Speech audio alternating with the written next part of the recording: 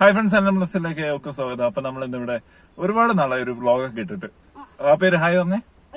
Hello, സുഖമാണ്.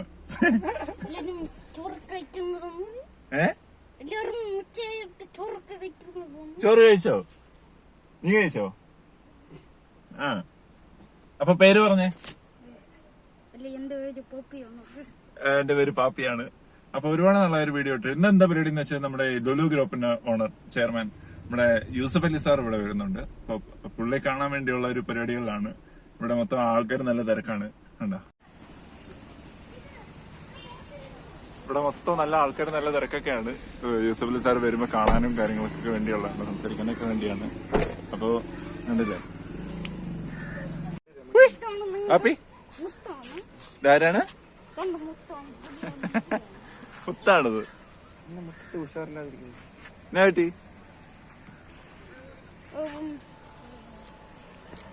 ഇവിടെ Yusuf Ali sir വരുന്നെന്ന് അറിഞ്ഞ് ആൾക്കാർ കൂടിയിരിക്കാണ്. കണ്ടില്ലേ, ഇവിടെ മൊത്തം ആൾക്കാർ കൂടിയിരിക്കാണ് കാണാൻ. അപ്പൊ കുറച്ച് കഴിയുമ്പോ പുള്ളി ഹെലികോപ്റ്റർ വന്നിട്ട് ഇവിടുത്തെ ഗ്രൗണ്ടിൽ ലാൻഡ് ചെയ്യുന്നതാണ്.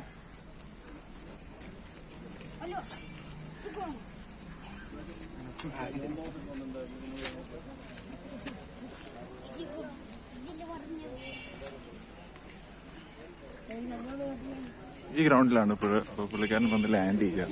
എന്നിട്ട് അവിടെ ഹെലിപ്പാഡിന്റെ എച്ചൊക്കെ കളിച്ചിരിക്കുന്നുണ്ട്. പോലീസൊക്കെ വന്നിരിപ്പുണ്ട്.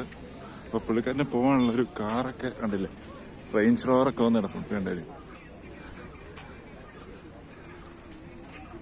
കണ്ടോ, ഒരുപാട് എസ്കോർട്ട് വാഹനങ്ങൾ കാണുന്നുണ്ട്.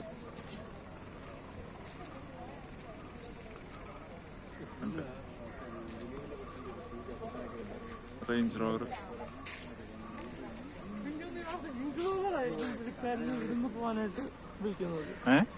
അതന്നെ ഞാൻ റോൾസ് റോയ്സ് കളയാൻ പ്രതീക്ഷിച്ചു. നല്ല ഭംഗിയുള്ള സ്ഥലം അല്ലേ? ആ, പോലീസ് കടത്തി വിടത്തില്ല, ഭയങ്കര പോലീസ് സെക്യൂരിറ്റിയാണ്. ആ, ഇതാര് അവിടെ അവരുടെ വണ്ടി നടക്കുന്നുണ്ടോ? Range rover. ഇത് രണ്ടു ദിവസം മുന്നേ ഉണ്ടായിരുന്നു. അപ്പൊ ഈ വണ്ടി 2 ദിവസം മുന്നേ വന്നതാ. ഇനി ഞാൻ തോന്നുക അവിടെ കരാളത്തുണ്ടായിരുന്നു.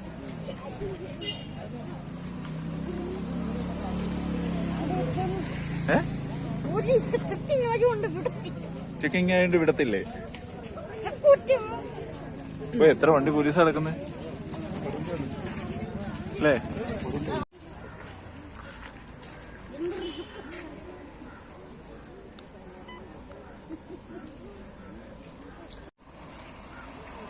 അപ്പൊ അവരുടെ ഒഫീഷ്യൽ കാർ റേഞ്ച് റോവർ, പുള്ളിയുടെ യാത്രാവാഹനം ഇവിടുന്ന് പോയിട്ടുണ്ട്. എന്താ പരിപാടി? എന്താ ഇവിടുന്ന് മാറുന്നേ? വരാൻ ടൈം ആയതുകൊണ്ടാണ് ആയിരിക്കും അല്ലേ? പിന്നെ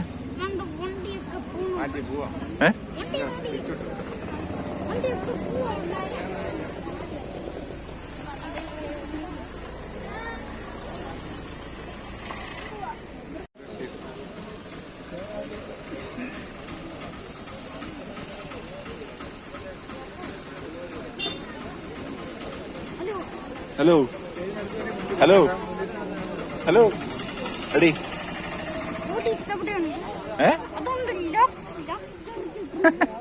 ലാത്തി ചാർജോ?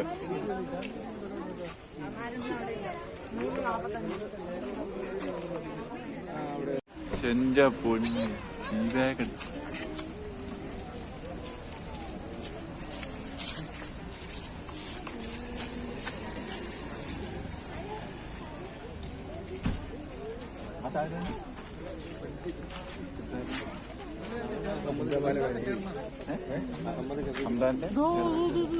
അതെന്ന് വെച്ചാൽ നമ്മുടെ ഹംദാൻ ഇവിടെ ഇനോഗ്രേഷൻ ചെയ്യുന്ന ആ ഒരു സ്ഥാപനത്തിന്റെ ചെയർമാനാണ് പോയത്.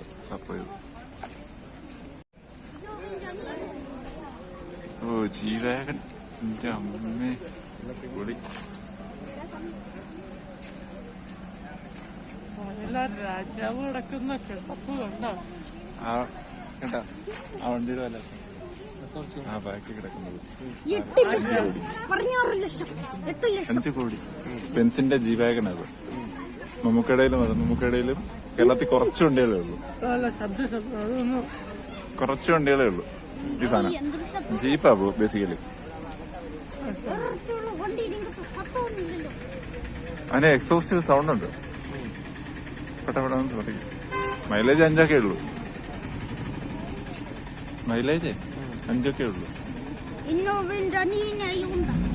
ആ സൗണ്ട് ഉണ്ടോ?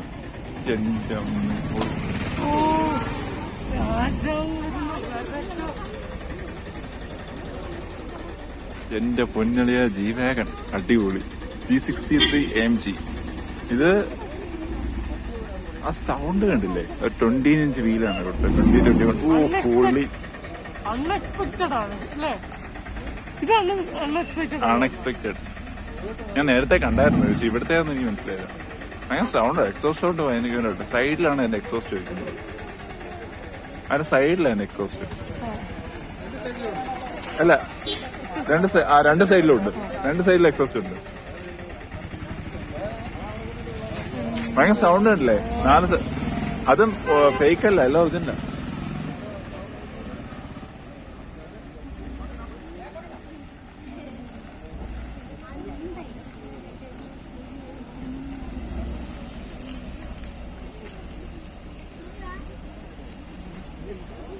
നമ്മുടെ ആസിഫ് അലിയുടെയൊക്കെയല്ലോ ഈ വണ്ടിയല്ലേ?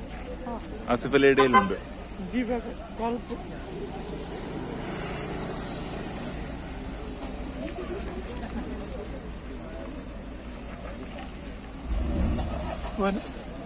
സൗണ്ട്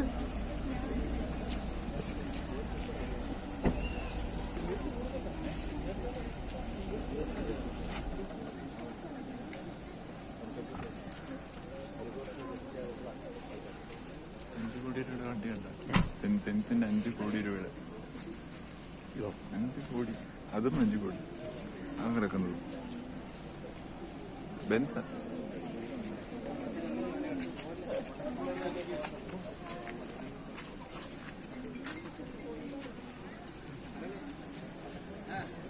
ഫോർച്യൂണറും ജി വാഗണും ഒരുമിച്ച് കിടക്കുന്ന നോക്കി.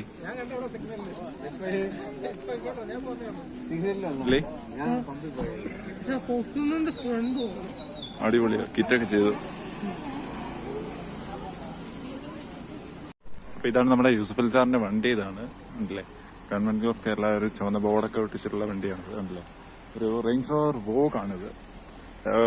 ഒരു 3 to 4 crores rupees ഉണ്ട്. ഇത് ലോങ് വീൽ ബേസ് മോഡലാണ്. ഓട്ടോബയോഗ്രഫി ലോങ് വീൽ ബേസ് മോഡലാണിത്. SV വൈസ് ചെയർമാൻ നോ കരോൾസ്. അല്ലേ, ഇത് വെച്ചാൽ ലോങ് വീൽ നല്ലൊരു എന്താ റെയർ ലെഗ് സ്പേസിനുണ്ട്. ലോങ് വീൽ ബേസ് കൂട്ടിയൊരു മോഡലാണിത്. 4 എക്സോസ്റ്റ് ആണ് എടുക്കുന്നത്. 4 എക്സോസ്റ്റ് ആണ് എടുത്തിരിക്കുന്നത്. ബാക്കിൽ SV ഓട്ടോഗ്രാഫി ബോർഡ്സ് ഉണ്ട്. എങ്ങനെയുണ്ട് വണ്ടി? അടിപൊളിയല്ലേ? നല്ല ഹൈറ്റും ഉണ്ട് വണ്ടി.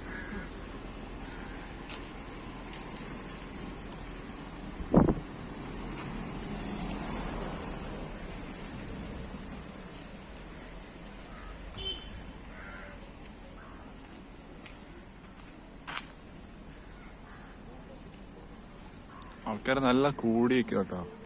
അവിടെ നല്ല തിരക്കുണ്ട്, നല്ല റഷുണ്ട് ഇവിടെ. ഉണ്ടല്ലോ.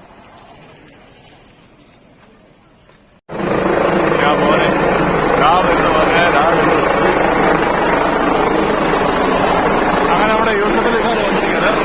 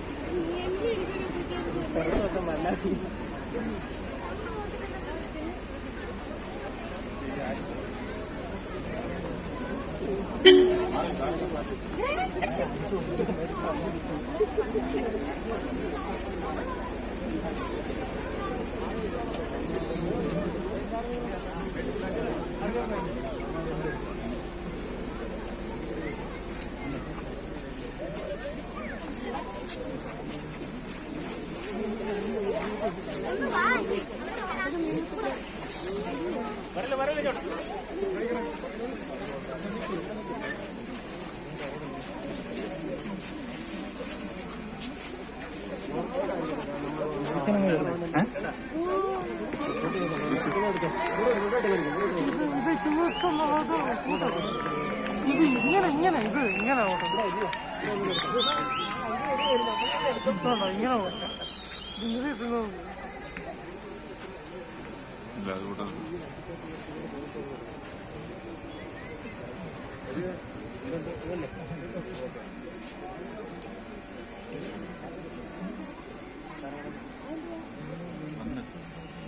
വന്ന്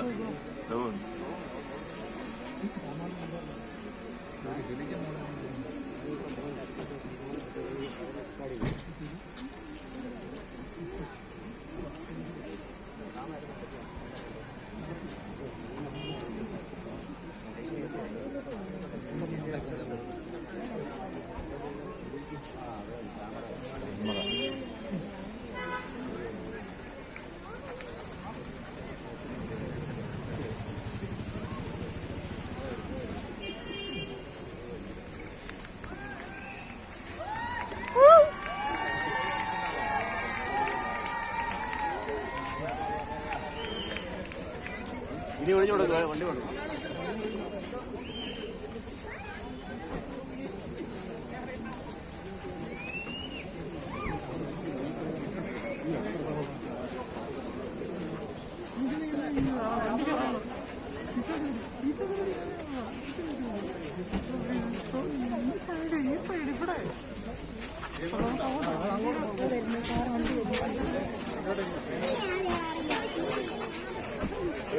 സൈഡ് വാങ്ങണം.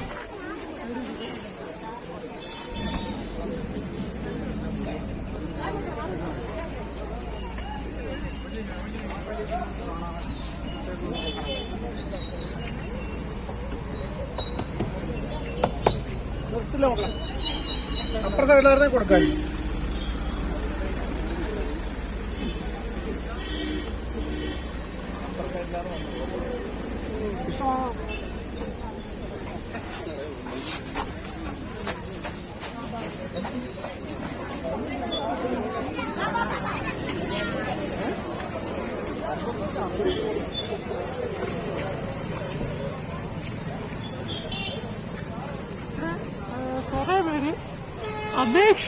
ഇവിടെ കുറെ പേര് നമ്മുടെ നിവേദനം കാര്യങ്ങളൊക്കെ ആയിട്ട് വന്നിരുന്നു. പക്ഷെ പുള്ളിക്കാരൻ നിർത്തിയില്ല. നിർത്താനും കാരണം എന്ന് വെച്ചാൽ കാണാത്തോണ്ടായിരിക്കും. കണ്ടിരുന്ന ഉറപ്പായിട്ടും നിർത്തിയേനെ അല്ലേ?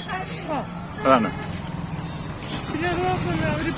അതുകൊണ്ടാണ് അവര് പ്രത്യേകം പറഞ്ഞു അവർ അപ്പുറത്തെ സൈഡിൽ നിൽക്കാൻ പറഞ്ഞു. ഇതുണ്ടല്ലേ ഇവിടെ ആൾക്കാർ ഫുള്ള് നമ്മുടെ ഇപ്പൊ ശരിക്കും ആള് കൂടിയിട്ടുണ്ട്. നമ്മുടെ യൂസഫ് അലിഖാനെ കാണാൻ വേണ്ടി ഒരുപാട് പേരുണ്ട്. അതാണ് നമ്മുടെ യൂസഫ് അലിഖാൻ വന്ന ഹെലികോപ്റ്റർ ഉണ്ടല്ലേ, 90 കോടി രൂപയുടെ ഹെലികോപ്റ്ററാണ് അവിടെ കിടക്കുന്നത്. കണ്ടില്ലേ ഇത് വലുതാ നോക്കി, അടിപൊളി സാധനം.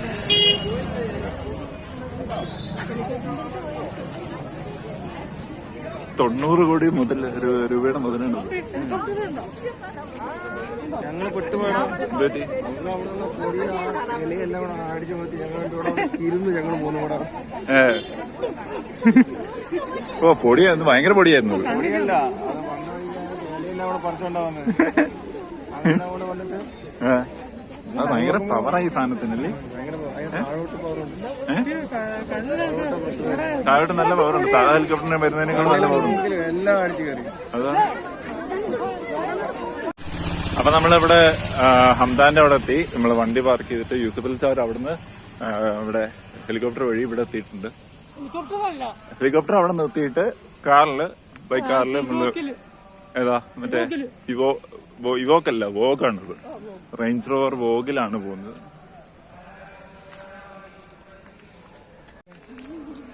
അപ്പൊ നമ്മളിവിടെ ഉണ്ടല്ലേ, ഇവിടെ നല്ല അത്യാവശ്യം നല്ല തിരക്കാണ് അല്ലേ. വണ്ടികൾ നിരന്ന് കിടക്കുകയാണ് അല്ലേ, വണ്ടികളിങ്ങനെ നിരന്ന് കിടക്കുകയാണ്. ഒരു സ്പേസ് കിട്ടിയ ഒരു ടൈറ്റ് സ്പേസ് കിട്ടിയപ്പോഴാണ് വണ്ടി പാർക്ക് ചെയ്യുന്നത് തന്നെ പറ്റിയത് അല്ലേ. അതാണ് വലിയ ഒരു ക്യാമ്പസ് ആട്ടോ, വലിയ ക്യാമ്പസ് എന്ന് വെച്ചാൽ ഭയങ്കര ഒരുപാട് ഒരു ഏരിയ ഉണ്ട്. പാടുന്നതെന്ന് വെച്ചാ നമ്മള് തിരിച്ച് പോകാൻ നേരത്തുള്ള ഇതാണ് പ്രശ്നം. എന്താ വണ്ടി എടുക്കാനോ? വണ്ടി എടുക്കാൻ അപ്പോഴും കുറെ വണ്ടികളിങ്ങനെ തിരക്കാവും, ബ്ലോക്ക് ആവാനൊക്കെ സാധ്യതയുണ്ട്. അത് പാടാം.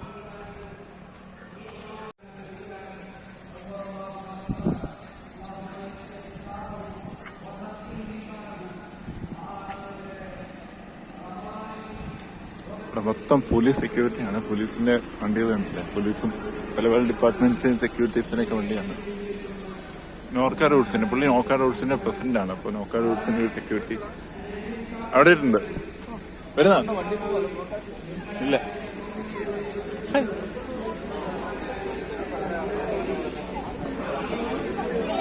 ഇവിടെ എന്താ ആളുകൂടി നിൽക്കുന്നത് നോക്കാം. ആൾക്കാരിവിടെ നിവേദനമായിട്ട് യൂസഫ് അലി സാറിന്റെ അടുത്ത് വന്നിട്ടുണ്ട്.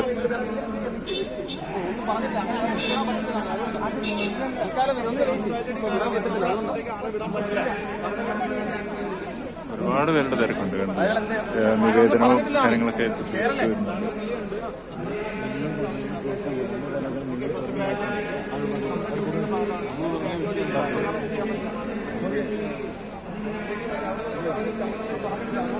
വണ്ടിയിലുണ്ട്.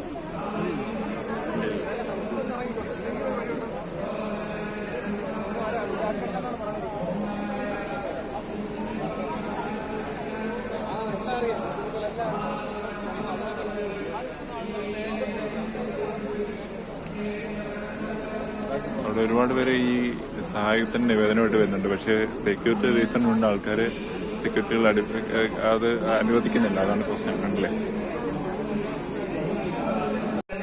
കരളിന്റെ കഷണമാണ് എന്നാണ് ഇപ്പോഴും പറയാറുള്ളത്. എന്റെ കരളിന്റെ കഷണമാണ്. അത്രമേൽ വലിയ ഒരു ബന്ധത്തിൽ ആ രാജ്യത്തിന്റെ ഭരണാധികാരികളുമായുള്ള ഊഷ്മളമായ ബന്ധം.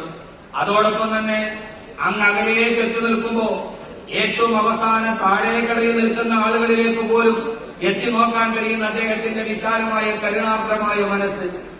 ഏറ്റവും ഇഷ്ടപ്പെട്ട നാടിൽ നിന്ന് ചോദിച്ചാൽ അത് എന്നെ അറിയുന്ന എന്റെ നാട്ടികയാണെന്ന് പറഞ്ഞ് നാട്ടികയിലെ പള്ളിയിലെ മുഅദ്ദിൻ മുതൽ അവിടുത്തെ മുഴുവൻ സാധാരണക്കാരെ പോലും പരിചിതമായി ഓർത്ത് അവസാന ലോകത്തിന്റെ വലിയ രാഷ്ട്രത്തിന്റെ ഭരണാധികാരികൾ വരെ വിവിധ തുറകളിലുള്ള ആളുകളെ ഒരേപോലെ പുലർത്താൻ കഴിയുന്ന അദ്ദേഹത്തിന്റെ വിനീതമായ ഏറ്റവും എളിമയുള്ള മനസ്സ്, എന്റെ പ്രിയപ്പെട്ട ഉപ്പയെയും ഉമ്മയെയും എപ്പോഴും ഓർത്തുകൊണ്ടിരിക്കുന്ന മനസ്സ്. ഇങ്ങനെ ഏത് ജീവിതത്തിന്റെ വ്യക്തി മേഖലകളിൽ മുഴുവനും ഏറ്റവും പുതിയ H-145 ഹെലികോപ്റ്ററിലാണ് ഇന്ന് ആയൂർ ജനറൽ ഹൈസ്കൂളിന്റെ ഗ്രൗണ്ടിൽ ഇറങ്ങിയത്. ആ ഇറക്കത്തിൽ ഹെലികോപ്റ്റർ ആദ്യം വന്നു. 1500 ഹെലികോപ്റ്ററാണ് ആകെ എയർബസ് ഇറക്കിയിട്ടുള്ളത്. ആ ഹെലികോപ്റ്റർ വന്ന ഉടനെ അതിന്റെ ആദ്യത്തെ യാത്ര നാട്ടികയിലേക്ക് ഉമ്മയുടെയും ഉപ്പയുടെയും കബറിനടുക്കലേക്കാണ്. അള്ളാഹുവിന്റെ പരലോക ജീവിതം സന്തോഷത്തിലാക്കി കൊടുക്കട്ടെ. ഈ മകൻ ചെയ്യുന്ന എല്ലാ സൽക്കർമ്മങ്ങളും അള്ളാഹു അവിടെ എത്തിച്ചു കൊടുക്കുമാറാകട്ടെ.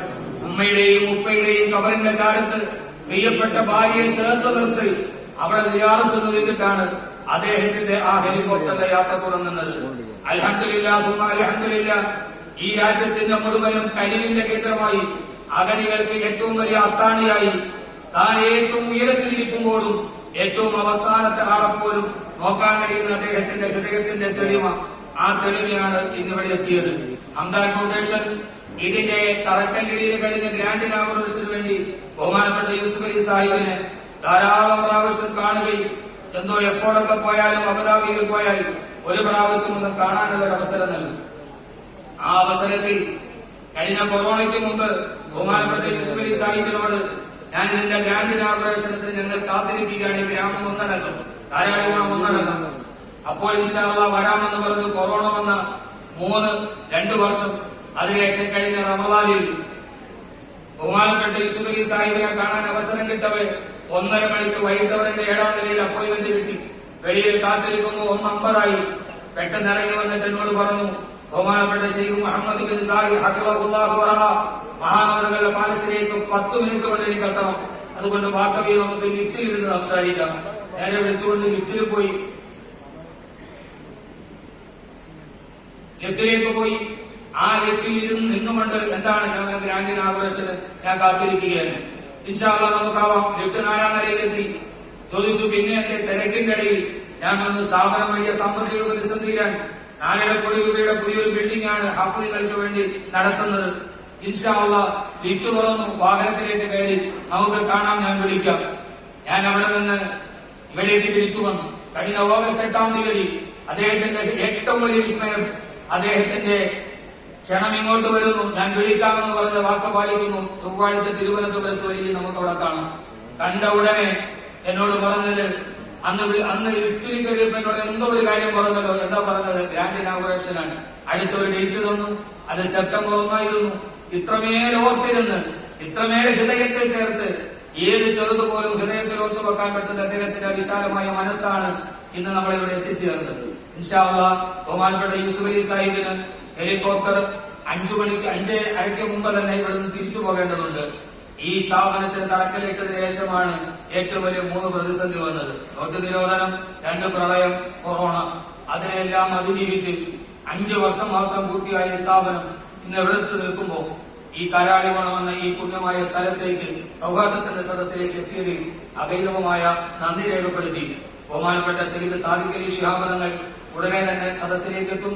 നമ്മുടെ പ്രിയപ്പെട്ട MP, നമ്മുടെ പ്രിയപ്പെട്ട MLA മാർ, മറ്റ് നേതാക്കളൊക്കെ ഇവിടേക്ക് എത്തും. പക്ഷെ ബഹുമാനപ്പെട്ട യൂസുഫ് അലി സാഹിബിന് നേരത്തെ തന്നെ പോകേണ്ടതുള്ളത് കൊണ്ട് ഈ വന്ന എല്ലാ സന്മനസ്സുകൾക്കും ഇവിടെ എത്തിയ ഈ സൗഹൃദത്തിനും ഇവിടെ എത്തിയ ഈ കരുതലിനും ലോകത്തോട് കാണിക്കുന്ന അനുകമ്പയ്ക്കും അള്ളാഹു ആരോഗ്യത്തോടുള്ള ദീർഘായുസ് പ്രദാനം ചെയ്ത് അനുഗ്രഹിക്കുമാറാകട്ടെ.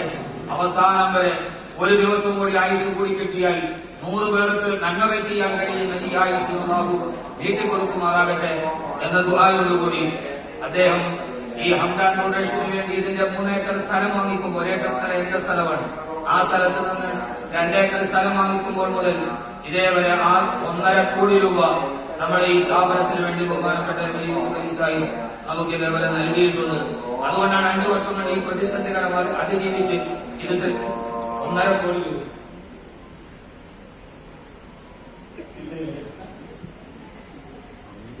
1.5 കോടി രൂപ ഈ സ്ഥാപനത്തിന് സുലി സാഹിബിന്റെ പ്രത്യേകത പറഞ്ഞാൽ 3ാമത്തെ ദിവസം പൈസ ഇവിടെ. അതുകൊണ്ട് തന്നെ നമുക്കൊരു ആത്മവിശ്വാസമുണ്ട്. അതാണ് ഈ പ്രതിസന്ധികളെ മറികടക്കാൻ ബഹുമാനപ്പെട്ടവരുടെ ഈ വലിയ കരങ്ങൾ ഈ സ്ഥാപനം ഇതേവരെ ഏറ്റവും മനോഹരമായി എത്തിക്കുന്നതിൽ പങ്കുവഹിച്ചിട്ടുണ്ട്. ഇതിൽ പരാമർശിക്കേണ്ട ധാരാളം ആളുകളുണ്ട്. പക്ഷെ ഇത്രയും വലിയ പ്രതിസന്ധികളുടെ ഇടയിലും നമ്മുടെ വാക്ക് പാലിച്ച് നാട്ടിലെത്തിയ ബഹുമാനപ്പെട്ട യൂസുഫ് അലി സാഹിബിന് അദ്ദേഹത്തിന്റെ സമയത്ത് നാം പരിഗണിക്കേണ്ടതുണ്ട്. കാലാവസ്ഥയുടെ പ്രതികൂലതയെ എന്റെ ഹൃദയത്തിന്റെ ഉള്ളിൽ ഈ വളർച്ചയിൽ, ഈ ഉയർച്ചയിൽ, ഈ നാട്ടിലേക്ക് വന്നതിന് കാരാളികോണം കാരക്കൽ മുസ്ലിം ജമാഅത്തിന്റെ പേരിലും ഹംദാൻ ഫൗണ്ടേഷന്റെ പേരിലും എല്ലാവിധ നന്ദിയും രേഖപ്പെടുത്തി ബഹുമാനപ്പെട്ട യൂസുഫ് അലി സാഹിബിനെ ഈ സദസ്സിലേക്ക് ആദരപൂർവ്വം ക്ഷണിക്കുകയാണ്.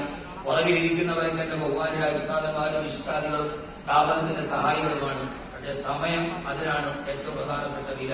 അതുകൊണ്ട് കൂടുതൽ പറയാതെ ഈ വന്നതിന് വീണ്ടും ഹൃദയത്തിൽ നിന്ന് നന്ദി രേഖപ്പെടുത്തി ബഹുമാനപ്പെട്ട യൂസുഫ് അലി സാഹിബിനെ ഈ സദസ്സിലേക്ക് ആദരപൂർവ്വം ക്ഷണിക്കുക.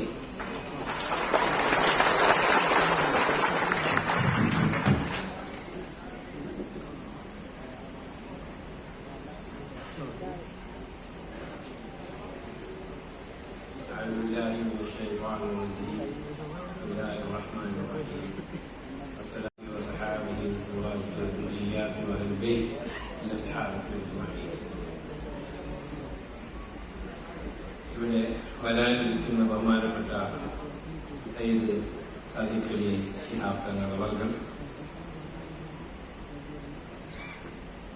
ബഹുമാനപ്പെട്ട Ibrahim Haji Cherunagappally, doctor Ibrahim Haji Kaliyath, Rahul Nasser chairman, MH Thaha MD gas energy Dubai, ഈ സ്ഥാപനത്തിന്റെ ജീവാത്മാവും പരമാത്മാവുമായ എന്റെ സുഹൃത്തു കൂടിയായ അഹമ്മദ് കബീർ ബഹറി,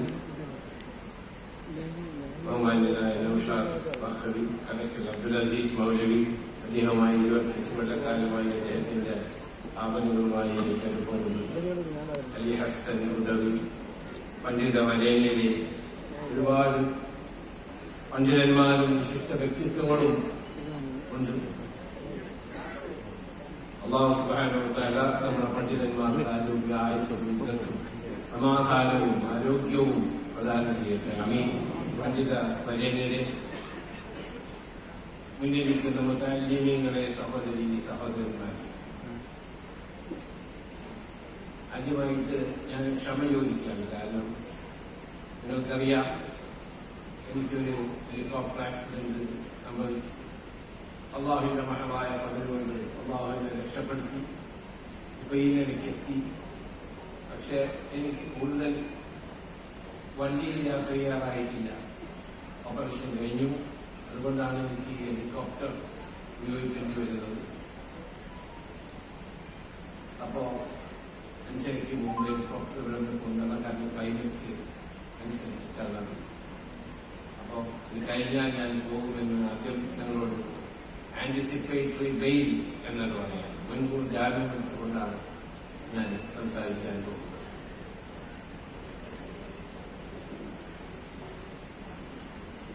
ഒരിക്കൽ ഞാൻ എന്റെ ഭാര്യയുമായി ലണ്ടനിലേക്ക് പോവാണ്. അപ്പോ 2 സീറ്റാണ്, ഒരു സീറ്റ് ഇവിടെ, ഒരു സീറ്റ് ഇവിടെ. എന്റെ എയർക്രാഫ്റ്റാണ്. അങ്ങനെ ഞാൻ വായിച്ചുകൊണ്ട് കുറെ ഫ്ലൈറ്റ് ഓടി ഞാൻ വായിച്ചുകൊണ്ടിരിക്കുക. അങ്ങനെ ഞാൻ ഇതിന്റെ ഇടയിൽ ഞാൻ എന്റെ ഭാര്യയെ നോക്കുകയാണ്. അപ്പൊ ഭാര്യ നോക്കുമ്പോ ഭാര്യ അങ്ങനെ കണ്ണിൽ നിന്ന് വെള്ളം ഒഴിച്ചുകൊണ്ടിരിക്കുക. ഞാൻ പറഞ്ഞു, സുബ്ഹാനല്ലാഹ്, എന്ത് സംഭവിച്ചു? എന്റെ ഫ്ലൈറ്റ് ഓടിക്കൊണ്ടിരിക്കുകയാണ്. എന്തെങ്കിലും ബുദ്ധിമുട്ടോ വേദനയോ? കാരണം ഫ്ലൈറ്റ് ഒരു സ്ഥലത്ത് അങ്ങനെ ഇറക്കാൻ പറ്റാവുന്ന രീതിയല്ല. ഞാൻ നോക്കുമ്പോ ഞങ്ങൾ ടർക്കിയിലെ ഇസ്തംബൂളിന്റെ മുകളിൽ കൂടി അത് യാത്ര ചെയ്യും. എന്താണ് അവ സംഭവിച്ചത്? ഞാൻ തട്ടി വിളിച്ചു. അപ്പൊ ഞാൻ വിളിക്കുന്നത് കേൾക്കുന്നില്ല. തട്ടി വിളിച്ചു എന്റെ ഭാര്യ. അങ്ങനെ വിളിച്ചപ്പോ നോക്കുമ്പോ ഇതിനുള്ളിൽ 2 സാധനങ്ങൾ ഫിക്സ് ചെയ്തിരിക്കുന്നു. ഏത് നോക്കുമ്പോൾ അത് വയലാണ്. വയല് കേൾക്കുകയാണ്. വയല് കേട്ടിട്ടാണ് കരയുന്നത്. ഞാൻ ചോദിച്ചിട്ട് ആരുടെ വയലാണ്? കരയിപ്പിക്കുന്ന വയല്. അങ്ങനെ ഇതൊക്കെ എടുത്ത് ഞാൻ സംസാരിച്ചപ്പോൾ അത് ശരിയായി. അപ്പൊ അത് വേറെ ഒരു ലോകത്തിലേക്കാണ് അത് പോയതെന്ന് എനിക്ക് മനസ്സിലായി. അതുകൊണ്ടാണോ നമ്മുടെ ആയത്തുകൾ കേൾക്കുമ്പോൾ കിടിലം കൊള്ളുന്ന ഹൃദയം, അതിലത്തെ കൊലൂബും കൽബുകൾ ഞാൻ ചോദിച്ചത് കഴിഞ്ഞ് ഞാൻ ഒക്കെ ഐപാഡിലാണ്. ഐപാഡ് മേടിച്ച് നോക്കിയപ്പോ അത് ബഹുമാന്യനായ നമ്മുടെ ഉസ്താദ് കബീർ ബഹറിയുടെ വയലാണ്. അത് കേട്ടിട്ടാണ് വയല കരഞ്ഞത്. അപ്പൊ കരയിപ്പിക്കാനും ആള് വയല് പറഞ്ഞുകൊണ്ട് കരയിപ്പിക്കാൻ അയാൾ നമ്പർ 1 എനിക്ക് അപ്പൊ മനസ്സിലായി. അങ്ങനെ അതെടുത്ത് ഞാൻ കുറച്ച് കേട്ടു. ഞാൻ ഇങ്ങനെ കേട്ടുകൊണ്ടിരുന്നപ്പോ ലോവർ മ്യൂസിയത്തിനെ പറ്റി പറയുക അല്ലേ? അദ്ദേഹം പറഞ്ഞു, ലണ്ടനിലെ ലോവർ മ്യൂസിയം, അതിൽ മൊണാലിസ എന്ന് പറഞ്ഞ വിശ്വോത്തരമായ ഒരു പെയിന്റിംഗ് മൊണാലിസ, അതിനെപ്പറ്റിയൊക്കെ അദ്ദേഹം വിശദീകരിച്ചു. അങ്ങനെ ഞാൻ ലണ്ടനിൽ ഇറങ്ങിയപ്പോ എന്റെ മലബാറിലെ വലിയൊരു പണ്ഡിതന്റെ മകനും കൂടിയാണ് എന്റെ ഒരു BA ഫസൽ. ഫസലിനോട് പറഞ്ഞു, എനിക്ക് 2 BA മാരാണ്, ഫസലും സാധനം. അപ്പൊ ഞാൻ ഹോളിഡേക്ക് പോകുമ്പോൾ ഞാൻ ഫസലിനെ വിടുക ചായത്തിൽ എന്റെ മകൻ അപ്പൊ ഫസലിനോട് ഞാൻ പറഞ്ഞു പിന്നെ ഇദ്ദേഹം വലിയ പണ്ഡിതനാണ് ഇത്തേക്ക് അറിയുന്നതാണ്. അപ്പൊ ഫ്ലൈറ്റിൽ വെച്ചിട്ടാണ് പറഞ്ഞു ജവഹർ മ്യൂസിയം പാരീസിലാണ്, ഫ്രാൻസിലെ പാരീസിലാണ്, മൊണാലിസ ഡാവിഞ്ചിയാണ്. കാരണം ഇപ്പൊ എന്തെങ്കിലുമൊക്കെ പറഞ്ഞപ്പോൾ പിന്നെ ഗൂഗിൾ ചെയ്ത് പോകും. അങ്ങനെയാണ് ഞങ്ങളെ പറ്റിയുള്ള സ്നേഹബന്ധം ആരംഭിക്കുന്നത് എന്ന് പറയാൻ വേണ്ടി മാത്രമാണ് ഈ കഥ ഇവിടെ എടുക്കുന്നത്. അറിവിന്റെ അതിവിശാലമായ ലോകത്തിൽ അദ്ദേഹം ഇപ്പൊ ഓതിയ ആയത്തിൽ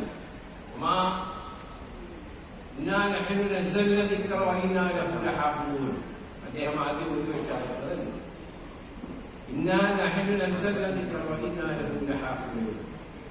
ഇത് ഞാൻ തന്നെ ഇറക്കിയ ഗ്രന്ഥമാണ്, ഇത് അവസാനം വരെയും കാത്തു സൂക്ഷിക്കേണ്ട ചുമതലയും ബാധ്യതയും ഞാൻ തന്നെ ഏറ്റെടുത്തിരിക്കുകയാണ്.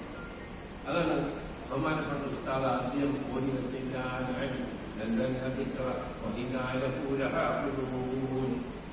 കാരണം ഈ ലോകത്തുള്ള ഖുർആൻ ഇല്ലാണ്ടായി പോയാലും നിങ്ങളുടെ ഹൃദയത്തിൽ ഹാഫിദ് ആ ഖുർആനുണ്ട്.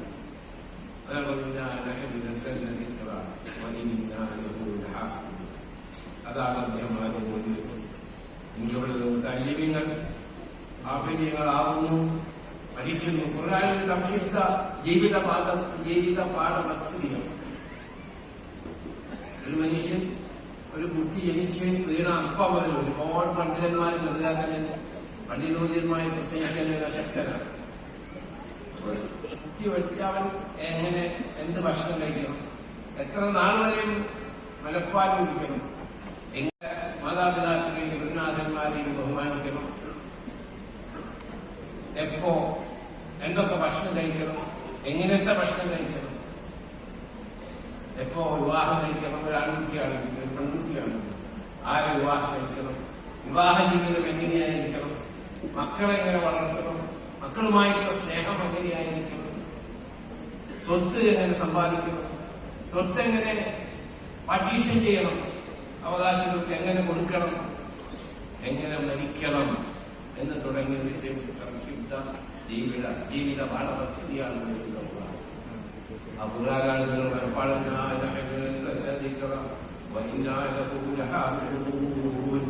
മനപ്പാടമാക്കിയവരാണ്. നിങ്ങളുടെ യാമൻ സഹിതായ അവരായി സ്വീകരിച്ചു. ഇതിന് നേതൃത്വം നൽകുന്ന ബഹുമാനപ്പെട്ട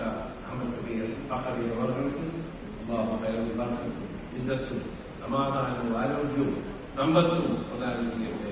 ആമീൻ. എല്ലാ മതങ്ങളും മനുഷ്യനെ നന്നാക്കാനാണ്.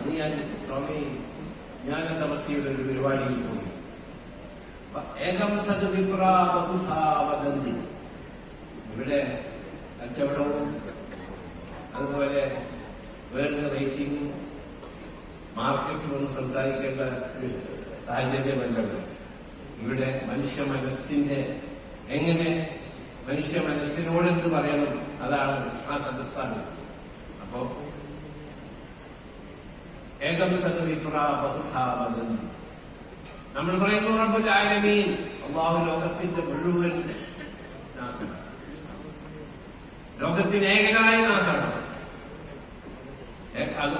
ഹിന്ദു മെത്തോളജി പറയുന്നു ഏകം സദ്വിപ്രാവദന്തി, വിവിധ ആളുകൾ ഏകനായ ദൈവത്തിലേക്കാണ് പ്രാർത്ഥിക്കുന്നത്. ബേസിക് നോക്കുമ്പോ നിങ്ങളുടെ അയൽക്കാരനെ സ്നേഹിക്കുവായിരുന്നു ഈസാ നബി അലൈഹിസ്സലാം. ജീസസ് ക്രൈസ്റ്റിന്റെ ക്രിസ്തീയ സഹോദരന്മാർ പറയുന്ന ഈസാ നബി പറയുന്നു എന്ന് അവരോട് പറഞ്ഞു, ഈസാ നബി ഒരു പ്രവാചകനല്ല എന്ന് വിശ്വസിക്കുന്നുവെങ്കിൽ നിങ്ങളൊരു മുസ്ലിം അല്ല.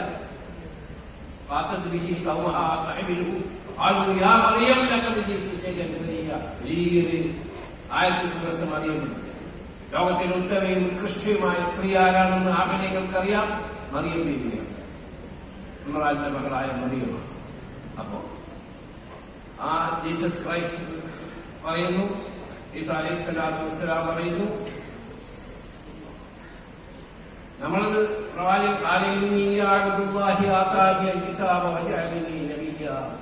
ഞാൻ കിതാബ് എന്ന പ്രവാചകനാണെന്ന് പരിശുദ്ധ ഖുർആൻ പറഞ്ഞു.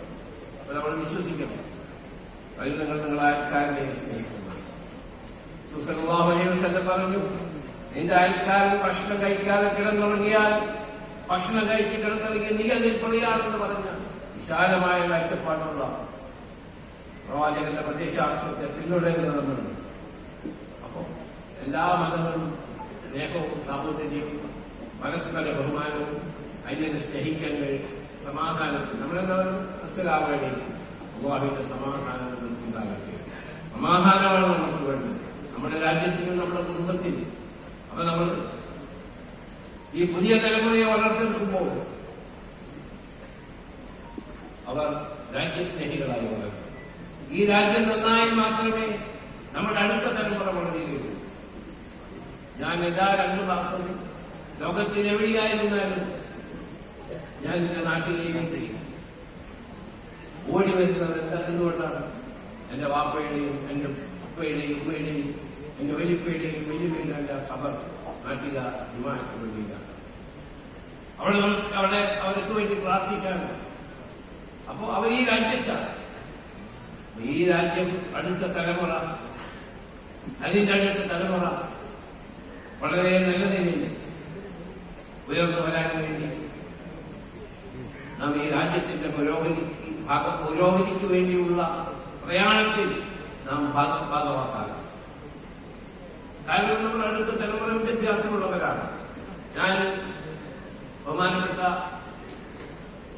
ആമക്കബിന് മക്കളെ അവരോട് ചോദിച്ചു, ഇത് ഇസ്ലാമിക വിദ്യാഭ്യാസം മാത്രമാണോ ഭൗതികവുമുണ്ടോ? കാരണം ഇസ്ലാമിക വിദ്യാഭ്യാസവും ഭൗതിക വിദ്യാഭ്യാസവും ഒത്തൊരുമിച്ച് മുന്നോട്ട് കൊണ്ടുപോകും. കാരണം അതാണ് PhD നേടിയവർ നിങ്ങളുടെ മുന്നിൽ അറിവുള്ളവരല്ല. നിങ്ങൾ മനഃപ്പാഠമാണ്, അതിന്റെ അർത്ഥം മനസ്സിലാക്കിയവരാണ്. അത്രയും അറിവ് നിങ്ങളുടെ കയ്യിൽ. അതോടൊപ്പം നിങ്ങൾ ഭൗതികമായ വിദ്യാഭ്യാസം പഠിക്കേണ്ടത് നമ്മൾക്ക് വളരെ അത്യാവശ്യമാണ്. അതുപോലെ നിങ്ങൾ പ്രബോധകരായി മാറുമ്പോൾ നിങ്ങൾ പഠിപ്പിക്കേണ്ടത് ഒന്ന് രാജ്യസ്നേഹമാണ്. നമ്മുടെ രാജ്യത്തോടുള്ള സ്നേഹം, ഈ രാജ്യം പുരോഗമിക്കാൻ വേണ്ടി, ഈ രാജ്യത്ത് സമാധാനത്തിന് വേണ്ടി. ഇവിടെ മുസ്ലിമീങ്ങൾ ആഗ്രഹിക്കുന്ന സമാധാനത്തോടെ വേണ്ടി ജീവിക്കണം. അത് അസ്സലാമു അലൈക്കും വറഹ്മത്തുള്ളാഹി വബറകാതുഹു. നിങ്ങൾക്ക് സമാധാനം വേണം.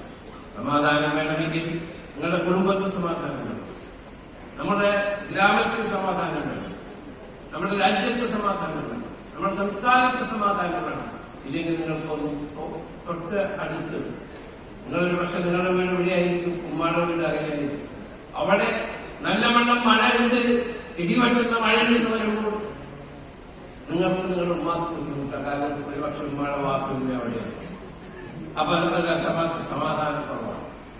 അപ്പോ സമാധാനം വേണമെങ്കിൽ നമ്മുടെ രാജ്യത്ത് സമാധാനം, ഏത് നിലയ്ക്കുള്ള സമാധാനമായി ഞാൻ ഒരു നസീഹത്തായിട്ട് പറയുകയാണ്. അതിനുവേണ്ടി ഞാനിതിവിടെ പറയുന്നത് ബഹുമാനപ്പെട്ട അഹമ്മദ് കബീർ ബാഖവി സാഹിബ്, അദ്ദേഹം ബഹുമാനപ്പെട്ട UAE പ്രസിഡന്റിന്റെ ഗസ്റ്റായിട്ട് 2 പ്രാവശ്യം വന്നു, 3 പ്രാവശ്യം വന്നു. കാരണം അദ്ദേഹം ആയിരക്കണക്കിന് ആളുകൾ നമ്മുടെ മലയാളികൾ അവിടെ ഉള്ളപ്പോ അവിടുത്തെ ഗവൺമെന്റ്. ഈ വീഡിയോ ഇഷ്ടപ്പെട്ടവർ ലൈക്ക് ചെയ്യുക, സബ്സ്ക്രൈബ് ചെയ്യുക, ഷെയർ ചെയ്യുക. അപ്പൊ നമ്മള് ഇൻട്രോ എടുക്കാൻ കുറച്ച് ലേറ്റ് ആയി പോയി, നൈറ്റായി അല്ലേ, ഒരു 7 മണിയായി. ഓക്കെ, അപ്പോ ഈ വീഡിയോ ഇഷ്ടപ്പെട്ട ലൈക്ക് ചെയ്യുക, സബ്സ്ക്രൈബ് ചെയ്യുക. നമ്മൾ ഒരുപാട് നാളായി ഒരു വ്ലോഗ് ഒക്കെ ഇട്ടിട്ട്. അപ്പോൾ അടുത്ത വീഡിയോ വരുന്നതായിരിക്കും. Good bye.